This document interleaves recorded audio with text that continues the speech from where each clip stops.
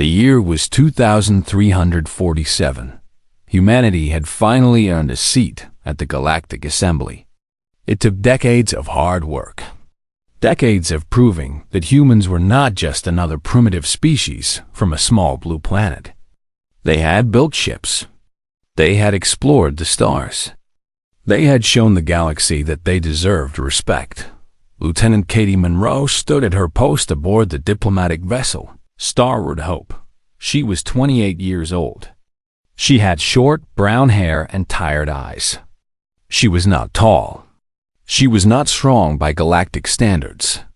But she was a security officer, and she took her job seriously.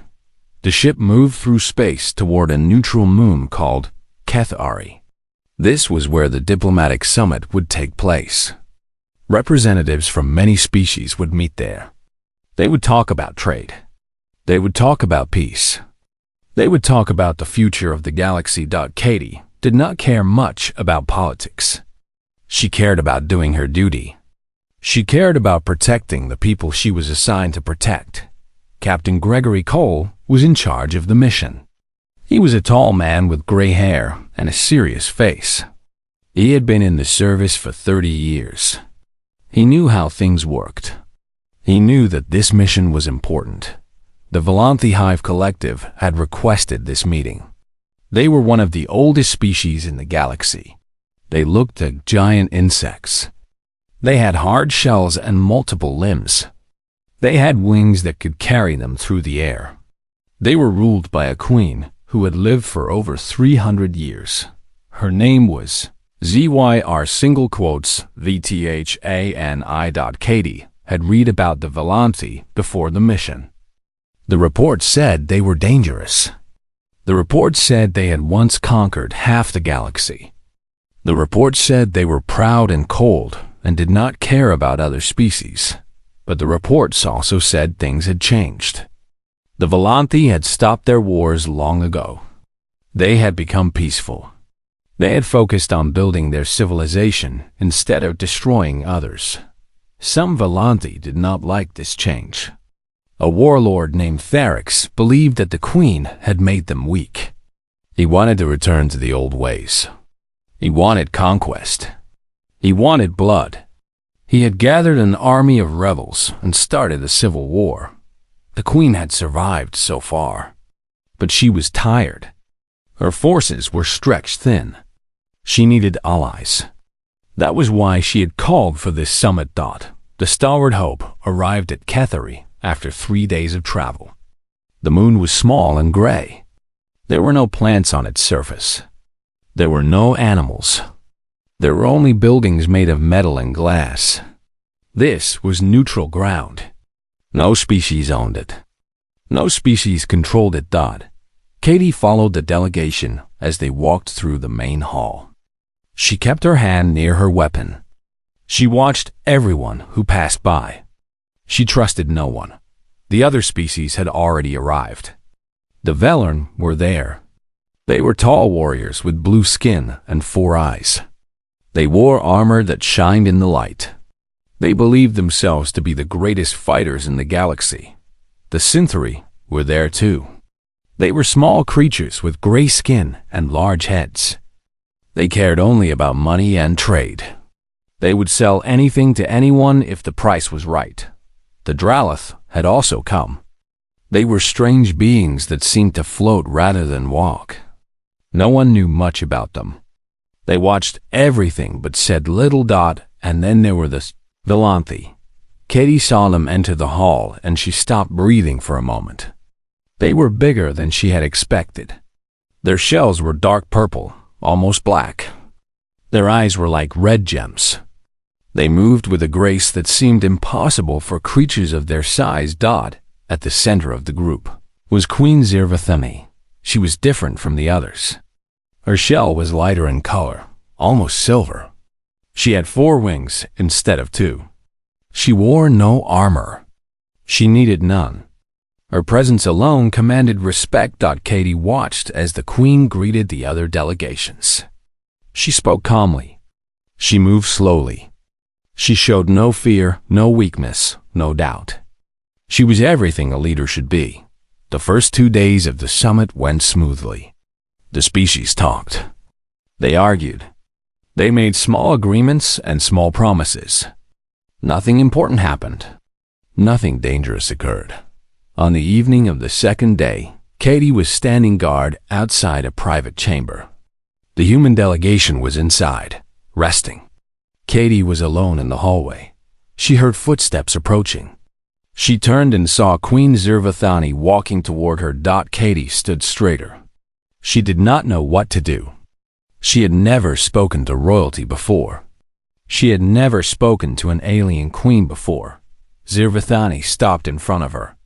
The queen was tall enough that Katie had to look up to see her face. For a long moment, neither of them spoke. Then the queen made a sound that might have been a laugh. "You are the one who watches everything," the queen said. Her voice was deep and strange. It sounded like many voices speaking at once. "I have noticed you. You do not relax. You do not rest. You are always looking for danger." Katie swallowed hard. "It is my job, Your Majesty." The queen tilted her head. "The other guards from other species do not work as hard as you. They stand at their posts, but their minds are elsewhere. They think about food. They think about sleep. They think about home. But you think only about your duty." Katie did not know what to say. She simply nodded. The queen stepped closer. "Why?" Katie thought about the question. She thought about her father, who had been a soldier. She thought about her mother, who had been a nurse. She thought about all the stories they had told her when she was young. Stories about sacrifice. Stories about courage. Stories about doing what was right, even when it was hard. "Where I come from," Katie said slowly. "We do not abandon people who need us." The queen was silent for a long time. Her red eyes studied Katie with an intensity that made the young officer uncomfortable. Then the queen spoke again. "You are a strange species," she said.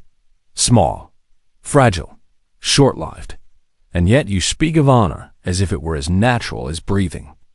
As if it were something you could not live without." Katie met the queen's eyes. "Maybe that is because we cannot." The queen made that strange laughing sound again. Then she nodded once and turned away. "I hope I never have to test that claim, Lieutenant," she said as she walked away. "But if I do, I will remember your words."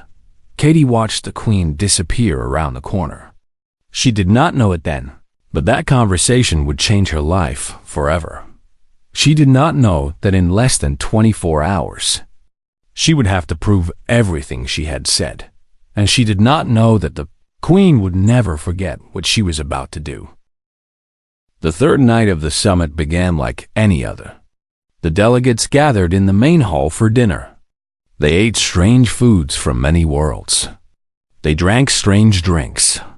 They talked and laughed and made promises they might never keep. Katie stood at her post near the entrance. She watched the room carefully. Something felt wrong. She could not explain it. She could not point to any specific thing. But her stomach was tight and her hands were restless. She had learned to trust her instincts. Her father had taught her that. He had said that the body knows things the mind does not. He had said that when something feels wrong, it usually is wrong. Katie looked around the room. The Velen warriors were drinking heavily. They were loud and boastful. The Centauri were huddled in a corner, whispering to each other. The Dralath floated silently near the walls, watching everything with their strange eyes, and the Volanthi sat at the center table. Queen Zervathani was there, surrounded by her guards. She looked calm. She looked peaceful. But Katie thought she saw something in the queen's eyes. Something like worry. Something like fear. The night continued. The hours passed. Katie's feet hurt from standing so long. Her eyes hurt from watching so carefully. But she did not move. She did not rest. Then it happened. The first explosion came from the east wing. The sound was so loud that Katie felt it in her chest. The floor shook. The lights flickered. Dust fell from the ceiling. For a moment, everyone was frozen. No one moved. No one spoke. No one understood what was happening. Then came the second explosion. And the third. And the fourth. Chaos erupted. The delegates screamed and ran in every direction. Tables were overturned. Glasses shattered on the floor. Bodies pushed against each other as everyone tried to escape. Katie drew her weapon and moved toward the center of the room. She had to find her delegation. She had to protect them. That was her duty. But then she saw something that made her stop. Armed soldiers were pouring into the hall from every entrance. They wore dark armor. They carried weapons that glowed with deadly energy. And they were Volanthi rebels, Tharix's forces. They had found the summit. They had broken through the security. They were here to kill the queen. Katie watched as the Volanthi guards around the queen raised their weapons. They formed a circle around Zirvathani, ready to fight. Ready to die. The rebels did not hesitate. They opened fire. The battle lasted only seconds. The queen's guards were outnumbered 10-1. They fought bravely. They killed many rebels before they fell. But one by one, they were cut down. When the last guard fell, the queen stood alone. Katie saw that Zirvathani was hurt. One of her wings had been torn by the blast. Dark blood was running down her side. She could not fly. She could barely stand. The rebels did not fire at the queen. They wanted her alive. They wanted to make an example of her. They wanted to execute her in front of the entire galaxy. Tharix himself stepped forward from the crowd of soldiers. He was massive, even for a Volanthi. He had 4 arms, each one ending in razor-sharp claws. His shell was scarred from many battles. His eyes burned with hatred. At last, he said, his voice filled with triumph. The weak queen falls. The old ways will return. The Volanthi will conquer again. The queen said nothing. She stood straight despite her wounds. She showed no fear. She faced death with dignity. Around them, the other delegations were fleeing. Katie watched as the Velen warriors ran toward their escape pods. These were the same warriors who boasted about their courage. These were the same warriors who claimed to be the greatest fighters in the galaxy. Now they ran like frightened children. The Synthri were already gone. They had slipped away the moment the first explosion hit. They cared nothing for anyone but themselves. Even the Dralith were leaving. They floated toward the exits without looking back. They did not want to get involved. Captain Cole grabbed Katie's arm. "We are leaving," he said. "The shuttle departs in 60 seconds." "That is an order." Lieutenant. Katie looked at the captain. Then she looked at the queen. Zirvathani was surrounded by enemies. She was hurt. She was alone. She had no one to help her. No one to protect her. Everyone had abandoned her. Everyone except Katie. "Sir," Katie said slowly, "I cannot do that." Captain Cole's face turned red with anger. "This is not a request. This is a direct order. We are leaving now." Katie shook her head. "No, sir. I am staying." The captain stared at her in disbelief. "You will die. You understand that, right? You will die for an alien queen who is not even your species. You will die for nothing." Katie pulled her arm free from his grip. She turned to face the center of the room where the queen stood surrounded by enemies. "It is not nothing," she said quietly. Then she walked toward the queen. Behind her, she heard Captain Cole shouting her name. She heard the sound of the shuttle engine starting. She heard the other humans calling for her to come back. She did not stop. She did not look back. Katie moved through the chaos like a ghost. The rebels were focused on the queen. They did not notice the small human walking toward them. They did not see her as a threat. That was their first mistake. Katie reached the circle of rebels that surrounded the queen. She counted them quickly. 40 soldiers. Maybe more. All of them bigger than her. All of them stronger. All of them armed with better weapons. The odds were impossible. She knew that. She did not care. Katie raised her plasma pistol and fired. The first rebel fell before he understood what was happening. The second fell a moment later. The third turned toward her, but he was too slow. She put a shot through his chest before he could raise his weapon. The rebels finally noticed her. They turned from the queen to face this new threat. This tiny human who dared to challenge them. Therex laughed. It was a cold, cruel sound. "What is this?" he asked. "A human comes to die? How amusing. Kill her quickly. We have more important things to do." 5 rebels charged at Katie. She did not run. She did not hide. She stood her ground and fired. 1 fell. 2 fell. 3 fell. The 4th reached her and swung his claws at her head. She ducked and shot him in the throat. The 5th tackled her to the ground. Katie hit the floor hard. The air left her lungs. The rebel raised his weapon to finish her, but Katie was faster. She pulled her knife from her belt and drove it into the rebel's neck. He collapsed on top of her, dead. She pushed the body off and stood up. Her hands were covered in blood. Her heart was pounding, but she was still alive. She looked at Therex. He was no longer laughing. "Kill her," he ordered. "Kill her now." The remaining rebels raised their weapons. Katie had seconds to live. She knew it. She accepted it. But if she was going to die, she would die fighting.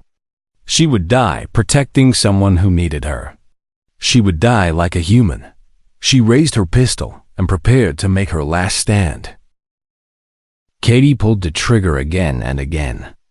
Rebels fell before her, but more kept coming. There were too many. She could not stop them all. She grabbed the wounded queen and pulled her behind a fallen pillar.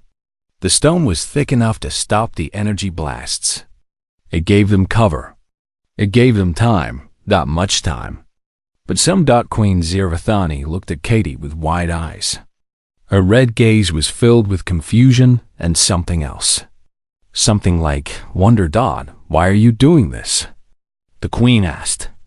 "Your people have left. Your captain has ordered you to go. Why do you stay?" Katie checked her pistol. She had 2 energy cells left. Maybe 40 shots if she was careful.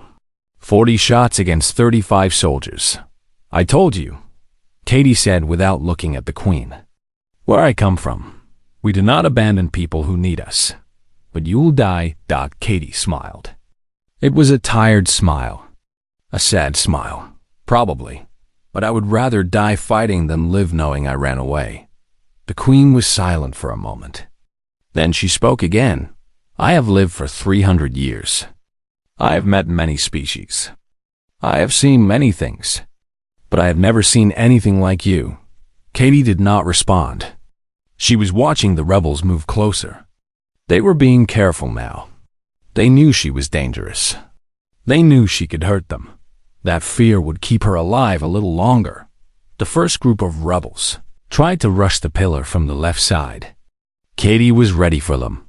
She leaned out and fired 3 quick shots. 3 rebels fell. The others pulled back. The second group came from the right. Katie spun and fired again. 2 more rebels went down. Her pistol beeped a warning. The first energy cell was empty. She ejected it and loaded the second. "Last one," she said to herself. "Make it count." The rebels changed their approach. They stopped rushing. They started shooting at the pillar instead. Energy blasts hit the stone again and again. Pieces of the pillar broke off. Dust filled the air. They were trying to destroy her cover. Once the pillar fell, she would be exposed. She would have nowhere to hide. Katie looked around quickly. She saw a broken support beam on the floor nearby. It was heavy. It was solid. If she could knock it into the path of the rebels, it would slow them down. She told the queen to stay down. Then she ran. The rebels saw her move. They fired at her. Energy blasts flew past her head. One hit her shoulder. Pain exploded through her body. But she did not stop. Katie reached the beam and pushed. It was heavy. Too heavy. She could not move it alone. Then she felt something beside her. The queen had crawled over. Despite her wounds, despite her pain, Zirvathani was helping her push. Together, they moved the beam. It fell across the main path, blocking the rebels from advancing directly. Katie grabbed the queen and pulled her to a new position behind another piece of rubble. Blood was running from her shoulder now. The wound was bad, but she could still move. She could still fight. The rebels climbed over the beam one at a time. Katie shot them as they came. 1, 2, 4. Each shot was perfect. Each shot found its target. Theryx roared in anger. He was tired of watching his soldiers die. He pushed his way to the front of the group. Enough games, he growled. I will kill her myself. He charged at Katie's position. He was fast. Faster than she expected. He crossed the distance in seconds. Katie fired at him. The first shot hit his chest, but his armor was strong. It did not penetrate. The second shot hit his arm. It made him stumble, but he kept coming. He reached her before she could fire again. Theryx swung his claw at her head. Katie ducked.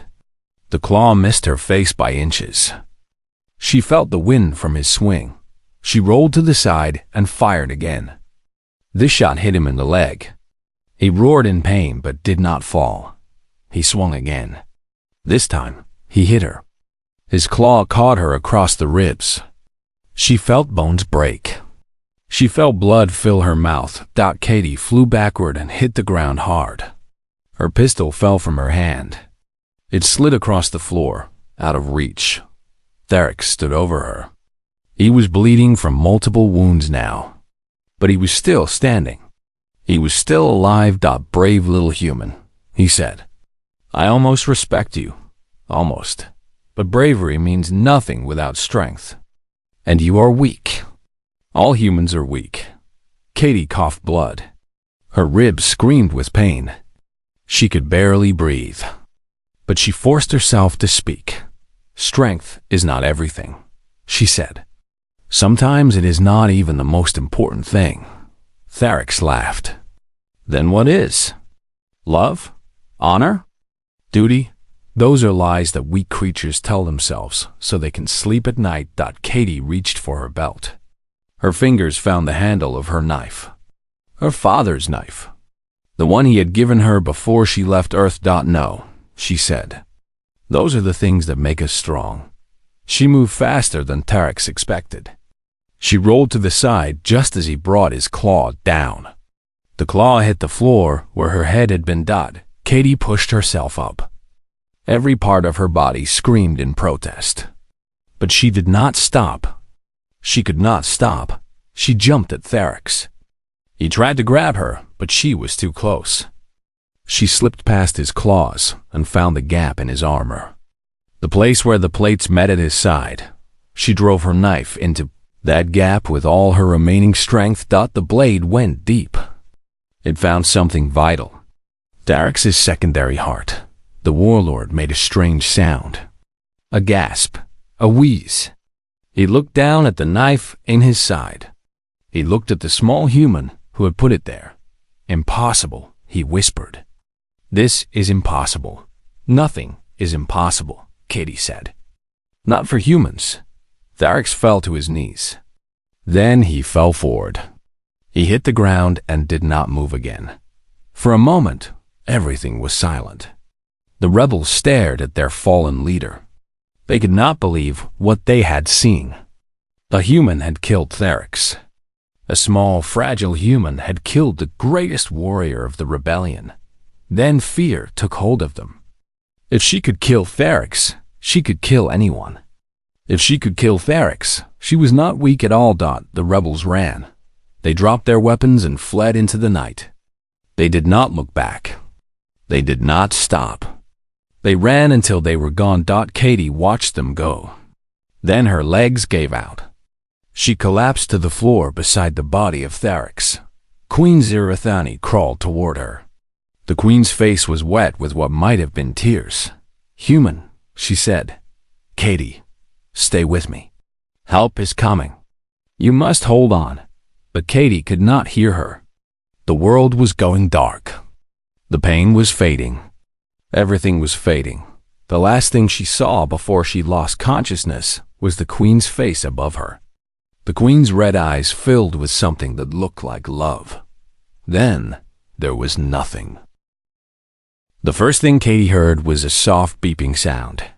It was steady and slow. It matched the rhythm of her heart. She tried to open her eyes. It was hard. Her eyelids felt like they were made of stone. But she forced them open anyway. She was in a room she did not recognize. The walls were purple. The ceiling was high. Strange lights floated in the air above her. They moved slowly, like fish swimming in water. She was lying in a bed that was too big for her. The sheets were soft and smooth. They felt like nothing she had ever touched before. She tried to move. Pain shot through her body. She gasped and fell back against the pillows. "Do not try to move yet." The voice came from beside her. Katie turned her head slowly. Queen Zirathani was sitting in a chair next to her bed. The queen looked tired. Her silver shell was dull. Her eyes were red and wet. "How long have you been there?" Katie asked. Her voice was weak. It hurt to speak. 3 days, the queen said. "Since they brought you here, 3 days." Katie could not believe it. She had been unconscious for 3 days. "Where am I?" "You are on my ship," the queen said. "The Volanthi medical vessel, Heart of the Hive. My doctors have been working to save your life." Katie looked down at her body. She was covered in bandages. Tubes ran from her arms to strange machines. She could feel the pain now. The broken ribs, the torn shoulder, the cuts and bruises that covered her skin. "Am I going to live?" she asked. The queen was silent for a moment. Then she spoke. "You almost died. Twice. Your body is not like ours. Our medicine is not made for humans. We did not know how to help you." Katie closed her eyes. "So this is it," she thought. "This is how it ends." But then the queen continued. "We found a way. We studied your body. We learned how it works. We adapted our technology. It was not easy, but we did it." Katie opened her eyes again. She looked at the queen. "Why?" she asked. "Why did you go through so much trouble for me?" The queen leaned forward. Her eyes met Katie's eyes. "Because you went through so much trouble for me." Katie did not know what to say. She just lay there, looking at the queen, trying to understand. Zirathani stood up slowly. She walked to the window and looked out at the stars. "I have lived for 300 years, she said. "I have ruled the Volanthi Collective for 200 of those years. I have seen wars and peace. I have seen empires rise and fall.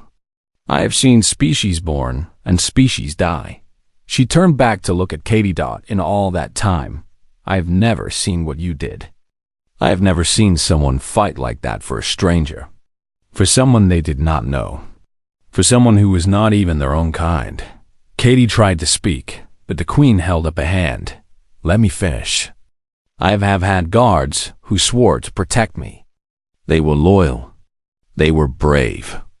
But when the time came, when death was certain, they thought of themselves first. They calculated their chances. They weighed their lives against mine." The queen walked back to Katie's bedside. "You did not calculate. You did not weigh. You simply acted. You stayed because it was right. Because it was who you are." Katie swallowed hard. The pain in her throat made it difficult. "I could not leave you," she said simply. "It would have been wrong." The queen nodded. "Yes, that is exactly what I mean. For you, it was that simple.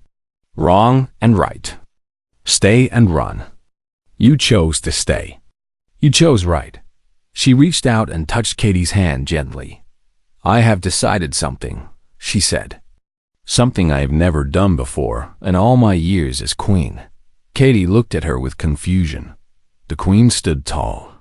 Her remaining wing unfurled behind her. It was a gesture of supreme formality. A gesture of great importance. Tomorrow, I will make an announcement to the entire galaxy, she said. I will declare you HFY. Katie did not understand the word. What does that mean? The queen smiled. It was a sad smile. A beautiful smile. It is an old word. Very old. It means soul-bonded protector. It means that your life is connected to mine. It means that you are no longer just Katie Monroe of Earth. You are part of the Volanti collective.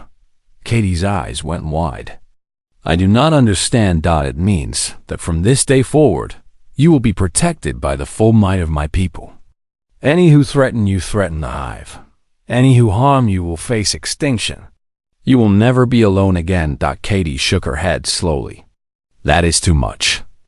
I do not deserve that. I just did what anyone would do. The queen laughed softly. No, you did what no one else would do. That is why you deserve this. That is why I am giving it to you. She leaned down and pressed her forehead against Katie's forehead. It was a gesture of deep affection among the Volanti. Katie did not know this, but she felt the meaning of it anyway. You saved my life, the queen whispered. Now I swear to protect yours. Forever. The next day, the announcement was made. The queen stood before cameras that broadcast to every corner of the galaxy. Behind her stood the surviving members of her court. Beside her stood Commander Vixithan, her most loyal general, and in a chair nearby, still too weak to stand, sat Katie Monroe. The queen spoke in a loud, clear voice. I speak to all species of the galaxy. I speak to those who fled when danger came. I speak to those who chose their own lives over honor. She paused and looked at the camera. When the rebels attacked, when death surrounded me, when all my guards had fallen, one person stood between me and the end. One person refused to run. One person fought against impossible odds to save my life. She gestured toward Katie. This human. Lieutenant Katie Monroe of Earth. She is now HFY. She is now protected by the Volanti collective. Any attack on her is an attack on me. Any threat to her is a threat to my entire species. She spread her wing wide. Let the galaxy know this. Let the galaxy remember this. Humanity has proven something today. They have proven that they are more than a small species from a small planet. They have proven that honor is real, that courage is real, that some things are worth dying for. She looked at Katie one more time. I will never forget what you did. My people will never forget. For 10,000 years, your name will be spoken with respect. Katie looked back at the queen. Tears were running down her face. She did not wipe them away. Thank you, she whispered. Thank you for believing in me. The queen smiled. Thank you for giving me something to believe in. The galaxy changed after that day. The species who had fled to Summit faced harsh judgment from the rest of the galaxy. The Valorn, who had always boasted about their courage, were mocked everywhere they went. Their reputation as great warriors was ruined. No one believed them anymore. The Synthri lost many trade partners. Other species did not want to do business with cowards. They did not trust creatures who ran at the first sign of danger. But humanity rose. Before the attack, humans were considered a minor species. Small, weak, not important. Other species barely noticed them. Other species barely cared about them. Now everything was different. The story of Katie Monroe spread across the galaxy. Everyone knew what she had done. Everyone knew that a single human had stood against an army. Everyone knew that she had killed Ferrix, the greatest warrior of the rebellion, with nothing but a knife. Human ships were treated with new respect. Human delegates were listened to with new attention. Human traders were welcomed in markets that had once ignored them. Katie became a symbol, She became proof that size and strength were not everything. She became proof that courage and honor could make a small species stand tall. The human government offered Katie many rewards. They wanted to give her medals. They wanted to give her promotions. They wanted to make her a hero. Katie accepted the promotion to commander. But she refused most of the attention. She did not want fame. She did not want glory. She wanted to help. She became a liaison between Earth and the Volanthi Collective. She spent half her time on human ships and half her time on Volanthi worlds. She helped the two species understand each other. She helped them work together. And the Queen kept her promise. When a Dralath trade group tried to cheat human colonies, Volanthi ships appeared and stopped them. The Dralath apologized quickly. They did not want war with the Collective. When pirates from the Outer Rim attacked human trading vessels, Volanthi warships arrived to escort them. The pirates fled without firing a shot. They knew better than to challenge the Queen's allies. When a group of assassins tried to kill a human senator, Volanthi agents stopped them before they could even get close. The senator never knew how close she had come to death. The galaxy learned a simple lesson. Attacking humans meant answering to the Volanthi. And no one wanted to answer to the Volanthi. Years passed. Katie grew older. Her hair turned gray. Her face showed lines from years of smiling and frowning. Her body carried scars from that night on Kethari, but she never regretted what she had done. Not for a single moment. She and the Queen became close friends. They met often. They talked for hours. They shared stories about their lives, their hopes, their fears. Katie learned about Volanthi culture. She learned about their history. She learned about the ancient wars that had shaped them. She learned about the peace that Zervathani had fought so hard to build. The Queen learned about humanity. She learned about their short lives and their big dreams. She learned about their strange habit of fighting for things bigger than themselves. She learned about their belief that every life has meaning. When Katie was 50 years old, she returned to Earth for a visit. She walked through the streets of her hometown. She visited her parents' graves. She sat in the park where she had played as a child. The Queen came with her. Zervathani had never visited Earth before. She was curious about everything. The trees, the birds, the way the sun set over the mountains. She asked Katie 1,000 questions. It is beautiful, the Queen said as they watched the sunset. Your world is very beautiful. Katie smiled. It is not as grand as your world. We do not have crystal towers or floating cities. The Queen shook her head. Grand is not the same as beautiful. Your world is small and simple. But that is why it is precious. That is why your people fight so hard to protect it. They sat in silence for a while. The sky turned orange, then pink, then purple. I have been thinking, the Queen said, finally. About what? About why you stayed. That night, when everyone else ran. Katie looked at her old friend. I have told you why. Many times, I know. But I still think about it. I try to understand it. And have you? Understood it?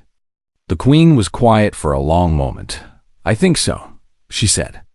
I think you stayed because you could not imagine doing anything else. Running was not a choice for you. It was simply something you would never do. Like a fish cannot choose to breathe air. Like a bird cannot choose to swim in the ocean. You could not choose to abandon someone who needed you. Katie nodded slowly. Maybe you are right. The Queen looked at her. I have tried to be like you, she said. I have tried to make that same choice. To stay when others run. To fight when others hide. I do not know if I have succeeded. But I have tried. Katie reached out and took the Queen's hand. That is all any of us can do, she said. Try. The years continued to pass. Katie was 70 when her health began to fail. The wounds from that night had never fully healed. They had left damage that even Volanthi medicine could not fix. She knew her time was ending. She accepted it with peace. The Queen came to visit her one last time. Katie was in her home on Earth. She was lying in a bed near a window that looked out at a garden. The same garden where they had watched the sunset 20 years before. Zirvathani sat beside her.